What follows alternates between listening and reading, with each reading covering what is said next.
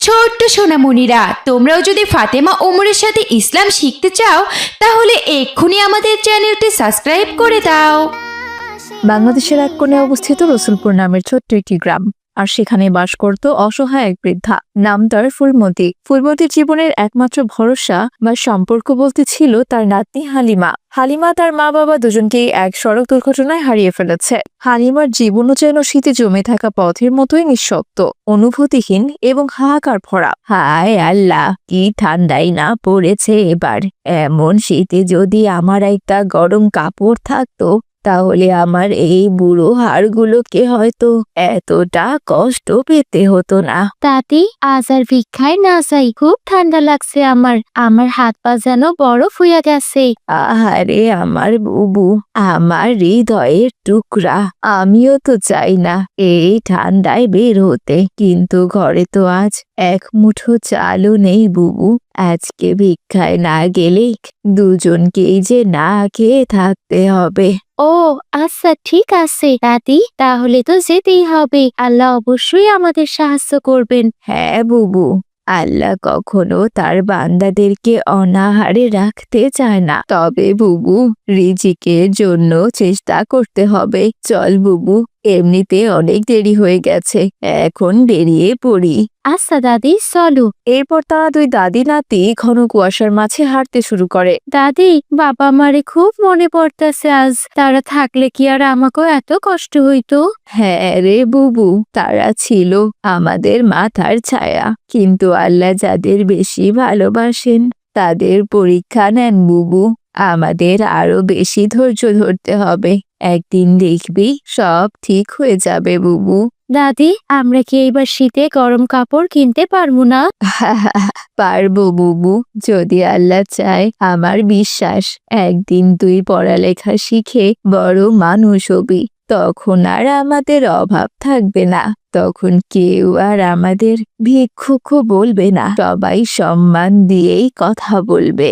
হালিমা দাদির এমন কথায় মুগ্ধ হয়ে দাদির মুখের দিকে তাকিয়ে হাঁটে। হঠাৎ দেখে রাস্তার মানুষের ভিড়। দাদি তখন হালিমাকে ভিক্ষা চাইতে বলে। বুবুরে, সাহায্য চা, লজ্জা পাস না। মনে রাখিস, আমরা কিন্তু ক্ষুধার তাড়নায় সাহায্য চাইতে এসেছি, বদ অভ্যাসের জন্য নয় বুবু। আসসালামু আলাইকুম। আপনারা কেউ কি একটু সাহায্য করবেন আমাকে? আমি বাবা মা হারা এতিম মাইয়া। আমাকে পরিবারে আমরা দুজন ছাড়া আয় রোজগারের কোনো মানুষ নাই। দয়া করে আমাকে একটু সাহায্য করেন। তখন একজন ব্যস্ত মানুষ পাশ কাটিয়ে চলে যায়, আর একজন বিরক্ত হয়ে তাকায়। আচ্ছা দাদি, কেউ সাহায্য দেয় না কেন? বুবুরে, এই দুনিয়াতে সব মানুষ একরকম নয়। কেউ দেবে, কেউ বা মুখ ফিরিয়ে নেবে। তার জন্য তো হতাশ হলে চলবে না। আল্লাহ তো সব দেখছেন। আচ্ছা ঠিক আছে দাদি, আমি আবার বলছি, কেউ আমাকেও সাহায্য করেন। আমরা খুবই অসহায়, দয়া করেন আমাকে উপর, আমাকে একটু সাহায্য করেন। এভাবেই দুই দাদি নাতনি মানুষের দিকে হাত বাড়ায়। কেউ সাহায্য দেয়, কেউ বা এড়িয়ে হাঁটে, কেউ তাকিয়ে হাসে, কেউ ঘৃণা করে, আবার কেউ কেউ কটু কথা শোনায়। কেরে, সারা বছরই তো তোদের দেখি ভিক্ষা করতে, কিছু কাজ কর্ম করতে পারোস না, শুধু ভিক্ষা আর ভিক্ষা। বাবা, আমাদের সংসারে আর কেউ নেই। বুড়ো মানুষ আমি, আমার বয়স হয়েছে। অসহায় মা বাবা হারা নাতনিকে নিয়ে কি আর কাজ করব, তাই বাধ্য হয়ে মানুষের কাছে সাহায্যের জন্য হাত পাতি। আল্লাহ তো আমাদের রিজিক দাতা বাবা। হ্যাঁ চাচা, আমারও ভিক্ষা করতে ইচ্ছা করে না, কিন্তু বাধ্য হইয়া করতে হইতাছে। আমার স্কুলে যাইতে ইচ্ছা করে। দোয়া করবেন চাচা, আল্লাহ যেন আমারে সেই তৌফিক দান করেন। এমন কথা শুনে লোকটি মাথা ঘুরিয়ে চলে যায়। হঠাৎ পাশে আরেকজন আসে, দয়ালু মহিলা সে। মা, এই নাও কিছু টাকা, আল্লাহ তোমাদের সহায় হন। খালা, আল্লাহ আপনারে ভালো রাখুন। আমিও একদিন বড় হইয়া এইভাবেই অন্য করে সাহায্য করুম। এরপর দুজন ধীরে ধীরে হাঁটতে থাকে। সময় কেটে যায়, সূর্য ডুবু ডুবু হয়ে যায়। দাদি, কত ঠান্ডা পড়ছে এখন, পা একদম চলতেছে না ব্যথায়। চলো, আজ আর ভিক্ষা করুম না। চাল ডাল কেনার মতো কিছু টাকা হয়ে গেছে। চলো, কিছু চাল ডাল কিনা নিয়ে বাড়ি চলে যাই। হ বুবু, আলহামদুলিল্লাহ, আজ আমাদের জন্য এতটুকুই রিজিক ছিল।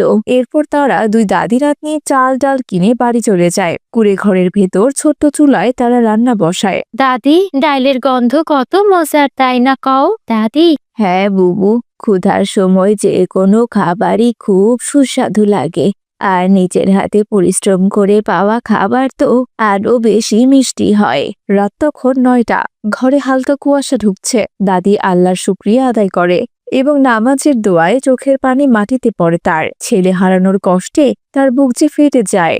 নামাজ শেষে দুজনে পুরনো কাপড়ের চাদর চড়িয়ে শুয়ে পড়ল।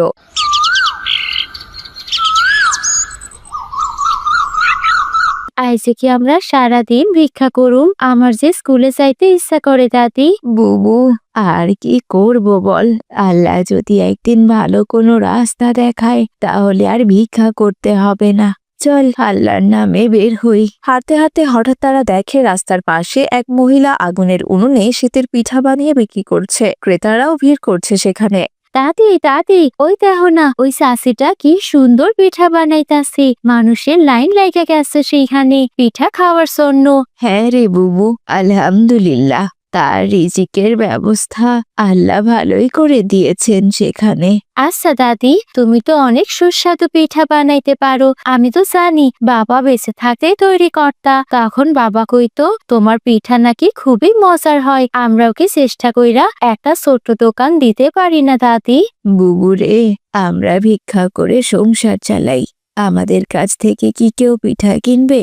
আর দোকানি বা কিভাবে দেব আমরা? দাদি, ভিক্ষা কইরা যে টাকা আসে সে টাকা যদি একটু একটু কদিন জমাই তাইলে, আর যদি আল্লাহর উপর ভরসা রাখি, দেখি না চেষ্টা করে কি হয়। আর আমার ভিক্ষা করতে একটু ইচ্ছা করে না দাদি। আমরা নিজ হাতে উপার্জন করবো, তাও হালাল ভাবে আর সম্মানের সাথে। শোন বুবু, তোর বুদ্ধিটা মন্দ নয় কিন্তু। আচ্ছা, তোর বাবা রেখে যাওয়া সামান্য কিছু টাকা জমিয়ে রেখেছিলাম অসুখ বিসুখে কাজে লাগানোর জন্য। হয়তো সে টাকা দিয়েই আল্লাহ অন্য কোনো দরজা খুলে দিতে চাইছেন।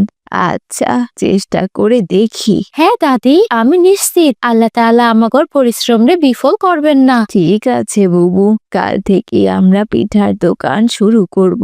আজই আমরা জমিয়ে রাখা সে টাকা দিয়ে চাল, গুড়, নারকেল, চিনি, খেজুরের রস সব উপকরণ কিনে নিয়ে যাব। আলহামদুলিল্লাহ। আচ্ছা দাদি, দোকানটা তাইলে কোথায় দিমু আমরা? আমাদের বাড়ির পাশে হাটে যাওয়ার পথে যে বড় শিমুল গাছটা আছে তার মোড়ে অনেকখানি জায়গা ফাঁকা আছে। সেখানেই একটা ছোট্ট দোকান দেব। মানুষজন যাতায়াত করে সে রাস্তা দিয়ে। ইনশাল্লাহ আমার মনে হয় বিক্রি ভালোই হবে। দারুণ আইডিয়া দাদি। আমি তোমারে হাতের কাজে সাহায্য করমু। আটা তৈরি কইরা দিমু, চুলায় আগুন জ্বালাইয়া দিমু, সব কিছুতে সাহায্য করমু। হ্যাঁ বুবু, আল্লাহ যদি আমাদের সাথে থাকেন হয়তো এই পিঠার দোকানই ফিরিয়ে দেবে আমাদের সম্মান আর রিজিকের পথ। চল চেষ্টা করি। আজ থেকে ভিক্ষার জীবন এখানেই শেষ। এখন শুরু আত্মসম্মান নিয়ে হালাল উপার্জন করা। তারপর তারা পিঠা বানানোর সব উপকরণ নিয়ে চলে গেল। পরদিন সকালবেলা কুয়াশা ভেজা রাস্তা, শিমুল গাছের নিচে ছোট্ট গাছের টেবিল। দাদির হাতে বানানো গরম গরম শীতের পিঠা দিয়ে হালিমা আর তার দাদি হাসি মুখে দোকানে পিঠার পরশা সাজাচ্ছে। চুলায় ধোঁয়া উঠছে, বাতাসে ভেসে যাচ্ছে খেজুর গুড় ও নারকেলের মিষ্টি সুগন্ধ। দাদি, আর একটু নারকেল আর গুড় ওই দিকটায় রাখো। দেহ দেহ, দোকানটা কি সুন্দর লাগতেছে না দাদি? হ্যাঁ বুবু, ইনশাল্লাহ রিজিক আল্লাহর হাতে। আমরা শুধু চেষ্টা করব। কিছুক্ষণের মধ্যেই আশেপাশের মানুষ থেমে থেমে দোকানের দিকে তাকাতে শুরু করে। এই যে নানি, দেন তো একটা পিঠা আমারে, খেয়ে দেখি কেমন মজার। এরপর দাদি থালা সাজিয়ে গরম গরম পিঠা দেয়।